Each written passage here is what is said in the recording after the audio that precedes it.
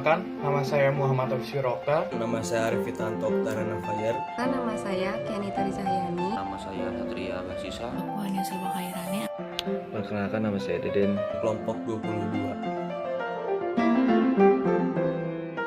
Jadi menurut saya, kepemimpinan adalah salah satu rasa atau sifat dalam diri bahwasanya diri ini telah mampu untuk membawa dirinya dan orang-orang dalam organisasinya menuju satu tujuan yang padu.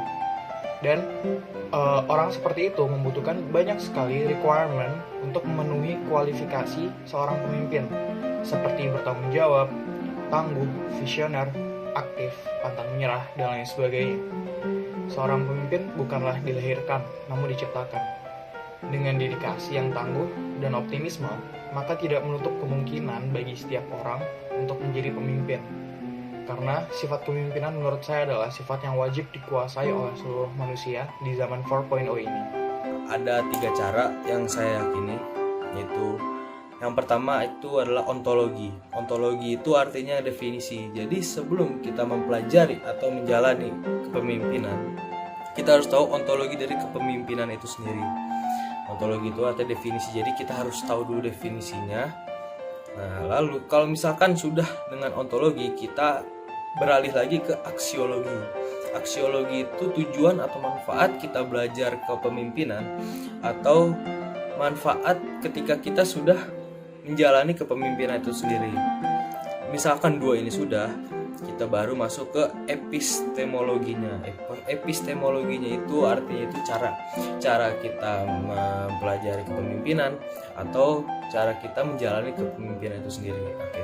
Tujuan dari kepemimpinan adalah untuk memotivasi orang lain agar bisa melakukan sebuah hal dengan baik dan memaksimalkan kemampuannya dengan semaksimal mungkin. Itu merupakan tujuan dari kepemimpinan.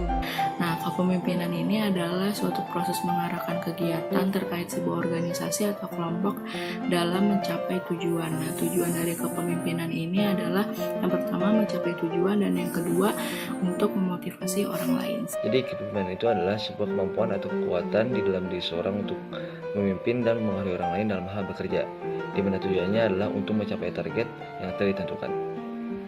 Jadi dalam industri 4.0 kita juga harus membutuhkan kepemimpinan agar apa yang kita kerjakan mengarah ke sesuatu.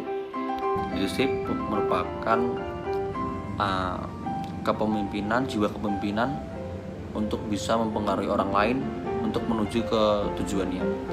Di sini saya akan menjelaskan bagaimana cara untuk menumbuhkan jiwa leadership itu sendiri.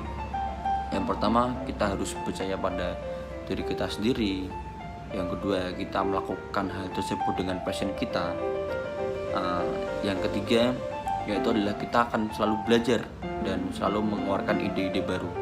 Yang keempat, kita harus berani dalam hal mengungkapkan pendapat atau opini kepada masyarakat misalnya. Yang kelima, kita harus menerapkan jiwa bertanggung jawab.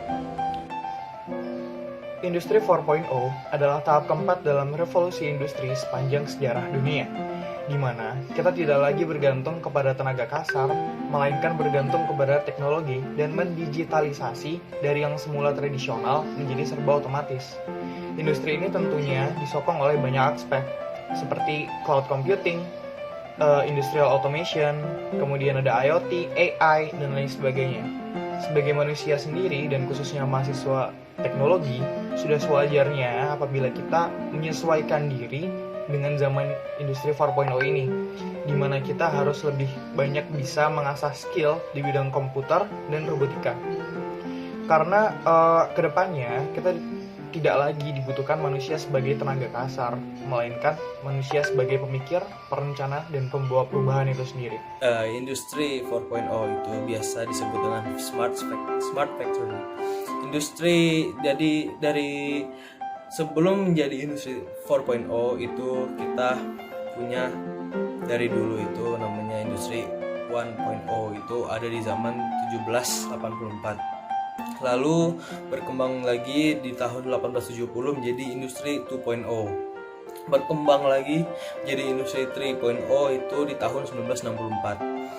dan berkembang lagi sampai saat ini menjadi industri 4.0 yang emang daya fokusnya itu ada di IoT, seperti cyber, physical system, dan lain-lain. Tujuan dari program industri 4.0 itu adalah untuk mendorong ekonomi Indonesia untuk masuk ke dalam 10 besar dunia di tahun 2030. Kemudian saya juga akan menjelaskan contoh dari revolusi industri 4.0 itu seperti ponsel pintar atau handphone yang senantiasa menghubungkan kita dengan dunia luar. Nah, itu adalah instrumen penting dalam revolusi industri 4.0. Dunia saat ini telah memasuki era revolusi industri keempat. Terjadi lompatan besar dalam sektor industri di mana teknologi informasi dan komunikasi dimanfaatkan sepenuhnya. Diperkirakan Indonesia menjadi 10 besar ekonomi pada tahun 2030. Strategis kita dalam menghadapi industri 4.0 yakni pertama, kita harus meningkatkan kemampuan dan keterampilan terutama dalam menggunakan IoT, dan kedua, pemanfaatan teknologi digital lebih optimal seperti big data, cybersecurity, cloud, dan AR. Dan yang terakhir, kita harus bisa mendorong inovasi teknologi melalui pengembangan startup. Jadi revolusi industri 4.0 ini menggunakan tema smart factory. Jadi di industri 4.0 ini sudah tidak menggunakan tenaga manusia. Kita menggunakan artificial intelligence seperti robot atau biasa disebut dengan cyber physical system. Pada zaman kita saat ini atau era kita sudah memasuki era revolusi industri 4.0, di mana merupakan industri pada cyber physical system yang pada saat ini banyak perusahaan atau pabrik yang sudah menerapkan sistem smart factory.